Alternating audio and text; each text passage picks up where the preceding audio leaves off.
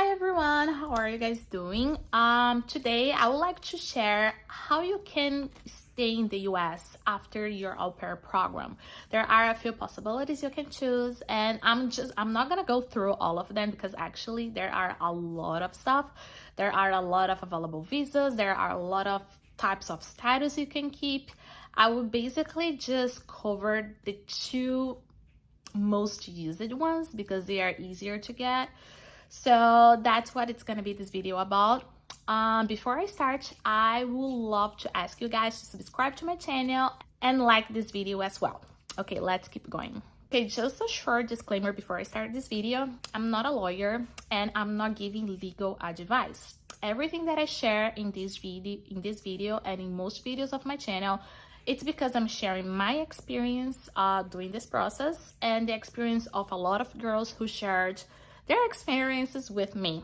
Okay, so that's what. So if you have any legal questions, you should look for a lawyer, an immigration lawyer. Okay, so the first option is to stay here after your au pair program as a tourist person. So basically, it's not a visa, okay? So let's try understand before that tourist visa is not the same as a tourist status. They give you the same responsibilities inside the country, but you don't have the same freedom. Okay, I will explain in a bit. For example, you are here in the US as an au pair, for example, and you want to stay a little bit longer to be able to travel more because, I don't know, because your schedule, you wasn't able to do a lot of trips with your friends and that's what you're missing, that's what you want to do.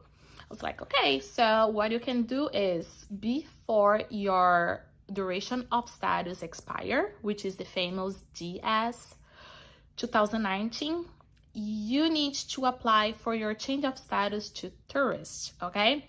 What is the difference? When you apply to change of status to tourist, that doesn't give you a visa. What that means, if you leave, like you're gonna stay, for example, 6 months as a tourist in the US, and then if you leave the country, you cannot come back with the same visa because it's not a visa. Did you understand what I mean? When you left the country and if you want to come back in the US as a tourist person, you need to apply for a visa in your home country or whatever country it is, but you need to apply for a visa and make the interview. Sometimes you can get like a waiver for that, but it's not that simple. But most of the times you're gonna have the interview, you're gonna pay the fees, you're gonna fill it up, the DS 160, and you're gonna pay, I believe now the fees are $180 for that, okay? And then if you get approved, you have the 10 years visa and you get a stamp in your passport all the time you enter US.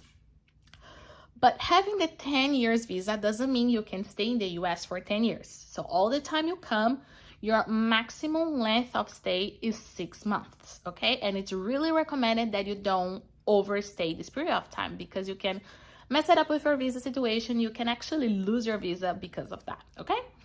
So coming back about the situation of change of status, you decide to change of status and then that will give you 6 months to stay in the country. And it's the same. Sometimes USCIS will give you a decision about your case during this period.